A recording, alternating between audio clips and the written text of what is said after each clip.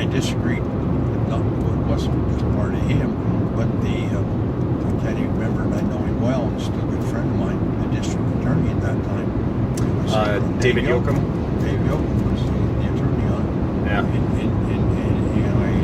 still, I wanted, I wanted to take that car. I wanted to take that car. Right. And he wouldn't give me. He said, no, we had a meeting, everyone else had the big meeting and said, you don't have probable cause for us to take that car without wanting to make things. And I got really upset over that. We had a few words over things there. And I know Hayward got ticked off too over that thing, but that was a big deal over the car. And so then later on, I don't know how long it was out of there, but when I got back to him, why then he decided to finally say, there's enough, we'll take it now. And I said, hell, it's a waste of time now. I said, hell, he's a young kid, he's gone through that car. I watched him clean it from one end to the other, and he's done everything. I said, hell, there ain't nothing left in the damn car there anyway. I said, but I said, I'm willing to go through it or something like that. And I think there was something about somebody said, what are you wasting your time for? Something going through that car or something. There's, I think there was some comments, something like that, or somebody. Right. I think there was some comments about that. And I said, well, I don't know. There's something tells me that I've got to go through it again. I know, because I seen the boy myself and talked to him. He went through it. He did a hell of a nice job and cleaned it out. And I said, I know I won't, but I just have to satisfy myself. So I didn't know that when I found things, I found a few things around there. I really didn't know I had found anything really. You're looking for blood stains or little teeny hair things or something like that. Right. So when you're looking for things like that, I'd like to take mats to the floor. I'd just take the damn mat and put it in bags and see it. You not take things like that in everything and take them to the lab and see what they found out. I was more surprised than anyone was when they come back with the figures on them. In fact, they came back, we'd already convicted him on the launch murder. Yeah. Before we had the things there, and that astounded me. I was totally surprised. I couldn't quite believe it. There were a few things like that. And I know there was a lot of talk that way about one thing or another. What was your, after tailing him for a long period of time and all the... And he had some on him sometime, and I did sometimes. I remember the funny thing more than anything else, when I was still doing my investigating, I was up at the University of Utah. Yes. I was at the University of Utah trying to check on him because I knew he was up there, Yeah. And I happened to notice him a couple of times behind me, and so I thought, what the hell is he doing? Following me. It made me a little nervous for a while, and I thought, well, I'm glad I got my revolver with me, and so I decided then I'm going to move up here around the corner somewhere. I'm going to wait for him. So you waited for him? Yeah. I'll wait for him, and which I did. Yeah. I moved up around the corner. I don't know what he did, but I moved up around the corner, and when he came by the corner, I surprised the hell out of him. I didn't stick a gun in the back. I stuck my finger in his back. I remember that. I don't remember. I said a few words to him. I don't remember what it was. But he was scared. We've had some fun about that. And he started mumbling. I don't remember what it was. Something else. And I asked him what the hell he was following me or something. He said, I remember him asking me, what are you doing up here? And I just none of your damn business. I said, why? Are you worried about something? I Right. just wondered what you're doing around here. And he said, I just want to what an idiot like he was doing running around here, looking to find another victim or something. And I don't know, he said a few words. They had got mad over it or something to find out. Anyway, we had some words back and forth when I was sitting there at that time. That was it. But he used to call me. Really? Oh yeah, he used to call me all the time because they gave him before, I don't know, the courts gave him, because he's going to be his own attorney. Right. Yeah, he's going to be his own attorney. So that allowed him, he could talk to me, certain things they let him allow to do. So he'd call me at my office, the sheriff's office, and call me, and I can't remember now, but I remember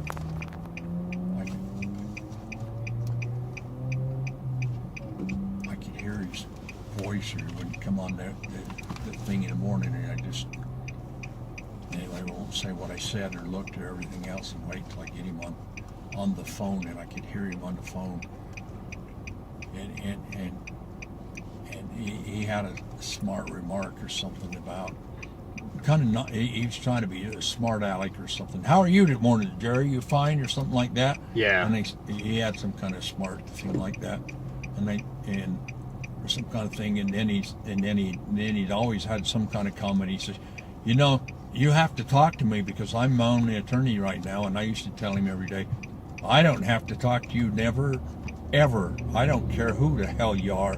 And he'd stop talking there for a few minutes or something like that. And then sometimes we'd have a few talks like that. And then another day he'd call up in the morning, ask me how I'm doing or something. I said, well, I might tell you something. If you tell me something, and he'd say, what do you want to know? One of the girls, I said, where's that body at?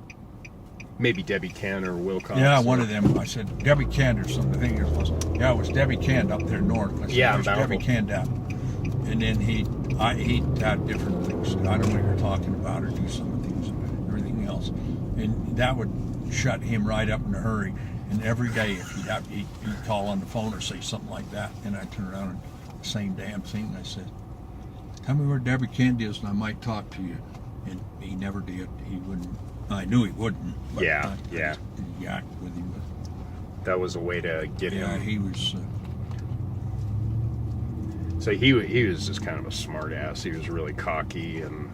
Oh yeah, he totally was convinced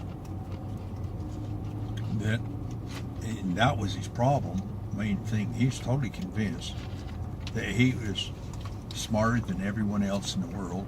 Right. And he could do his own thing as an attorney and whatever, and he's smarter than not just me, but everyone else in the world. His attorney that he had, tried to tell him, John O'Connell. Attorney that would, John O'Connell. He was something else, because he just thought that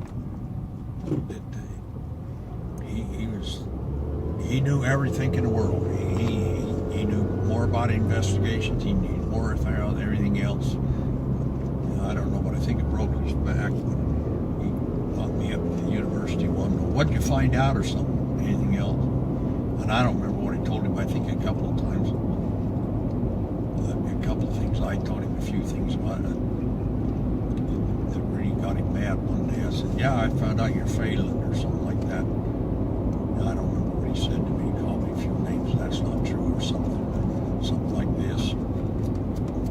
I used to try to harass him that way, and he'd just get mad. But he was a failure. I couldn't get him. I wanted to get him really mad to see what his reaction would be towards me, but I never did get him mad enough to move towards me or do anything else. Right. Why he didn't, I can't answer your question. I don't know if he's scared or figured what he'd do, but right. I got news for him. I know what he would do.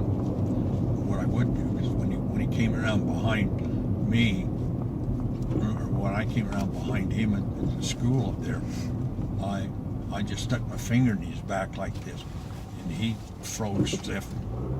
I think he was pretty sure I had my gun in his back. I didn't. I just had my finger in his back. Yeah. And he was peaceful. And then when I went to the door,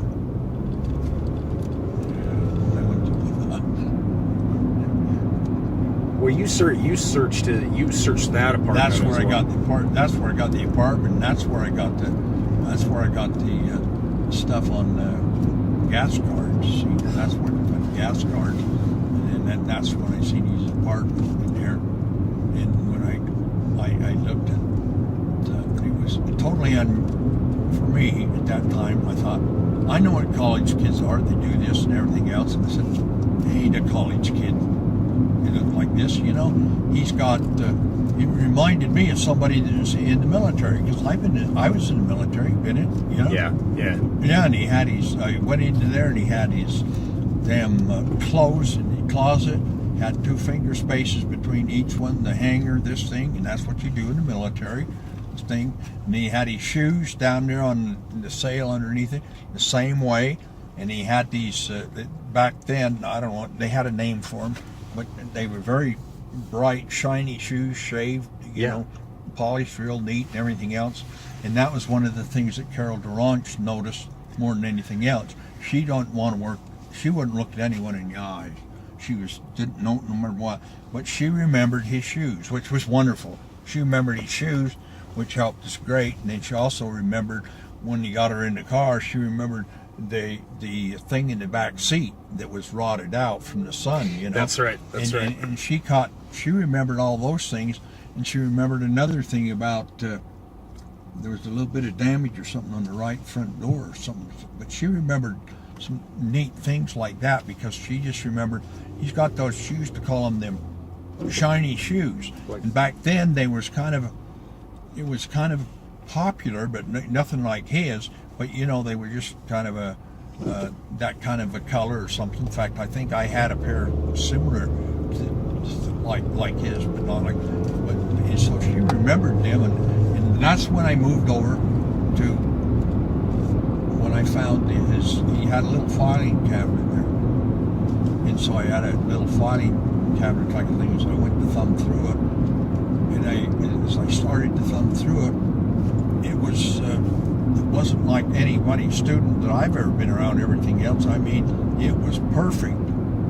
Finger, I don't remember what it was now. I can't remember, but it was like 1 finger. Yeah. In between each thing. Went over there, so I thought, what the hell college kids is like this? His shoes are perfect things here, and his coats and things are perfect up here.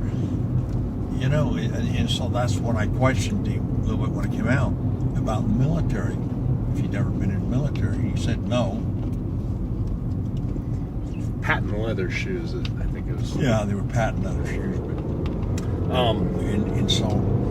Wait, what was your impression? I mean, this is kind of a general question. Just personality-wise, what was he? How did he just strike you? I mean. My personality of him, I thought at times he was. I thought he was very cocky, and he loved himself. Yeah. And he thought he was. He thought he was a ladies' man. Yeah. And I thought, and I still think to this day, he was discouraged. One thing that got him, he was in love with a girl in California. I can't remember her name over there, and she dropped him. And I can't remember her name. It was in my files, but anyway, she dropped him, and that broke his heart. And then it's over here, and then and I can't even remember the girl they lived with up here in the place that he lived with up here. Well, there was a girl that lived downstairs, and I believe her name was Christine Mahan. Her dad was the the circuit court judge. Well, there's a judge. She lived right with him. The judge. He was a Supreme Court judge. Yes, that's right. Yeah, that's right. Supreme Court judge. She lived downstairs from. Well, yeah, but it's his apartment. Right. She just lived downstairs. Yeah. Right. And we kept him out of that. And that was part of the deal I had with him. Yes. Right. I told him that I would never tell anyone. Well, I'd skip that out. Somebody had skipped it out, but I didn't. I told him I would never do that, because I told him very well. I said, it don't serve no purpose. Right. News media or no one else needs to know that. And And I didn't. It got slipped out some way from somewhere else later on from somebody. And I never did tell anyone. That, a lot of them wanted to know whose house was it. I remember Pete trying to get that out of me, and I never did tell him that. But somehow it got spilled out some way along the line. Yeah. I didn't do it. He was just a cocky, smart aleck and Oh yeah. narcissistic, I assume. Oh yeah, he was cocky and he thought the world loved him. He was smarter than everyone else. He was totally convinced that he was a lot smarter than me or anyone else. He was the smartest one in the world, and he didn't need his. And he had the old Conroe, looking at him. He didn't need that dumb guy. He knew more than him. And he thought he was a ladies' man too. That's the way he was. Yeah, he was very cocky. I read somewhere that he had this particular, this is just something I read about you, that his laugh in particular bothered you. He had kind of a snarky laugh. Yeah, he did.